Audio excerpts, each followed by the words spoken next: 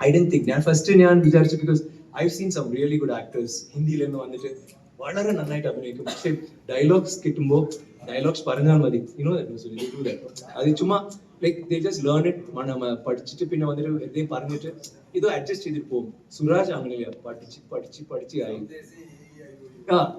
A I O U അതെല്ലാം പറയും, പക്ഷെ നന്നായിട്ട് പറയും. So Suraj was somebody who really tried and huge plus point. പിന്നെ ഇവർ മാത്രമല്ല, മാലാ പാർവതി ഉണ്ട് ഈ പടത്തിൽ. അവരും ഒരു വളരെ ഇമ്പോർട്ടൻറ്റ് റോൾ ചെയ്തു, വളരെ നന്നായിട്ട് ക്യാരക്ടർ വന്നു. അതുപോലെ പൃഥ്വി ഉണ്ട്, ലൈക്ക് കുറേ ആൾക്കാരുണ്ട് ഇതിൽ. But all of them are performers. This all I want to say.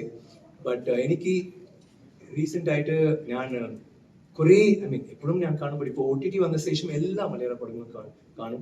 അതിൽ റീസെൻ്റ് ആയിട്ട് രേഖാചിത്രം, പിന്നെ പൊന്മാൻ, പിന്നെ മാർക്കോ, ലൈക്ക് ഇങ്ങനെ ഒരു ഫൈറ്റ് സീക്വൻസ് ഇന്ത്യ സിനിമയിലെ ഇല്ല.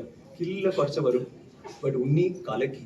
ഞാൻ മല്ലികാപുരം കണ്ടിട്ട് അത്ര ശാന്തമായിട്ട് അത്ര സ്വീറ്റ് ആയിട്ട് ഒരാൾ ഇവിടെ വന്നിട്ട് ഇത്ര ബ്രൂട്ടലായിട്ട് ഒരു ബീസ്റ്റ് ആയിട്ട് ചെയ്തു. I really love that film. So അതുപോലെ ആവേശം, പിന്നെ every movie that has come out now recently, എല്ലാം Malayalam cinema is beautiful, it's grown so well. നിങ്ങളുടെ content based cinema is fantastic.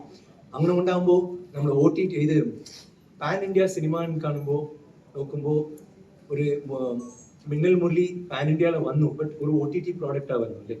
പക്ഷേ ഒരു കെ ജി എഫ്, ഒരു ചെറിയ ഇൻഡസ്ട്രിയിലേருந்து കെ ജി എഫ് വന്നു, പിന്നെ കാന്താര വന്നു, ബാഹുബലി വന്നു തെലുഗുലെ, ബാഹുബലി RRR മറ്റതെല്ലാം വന്നു.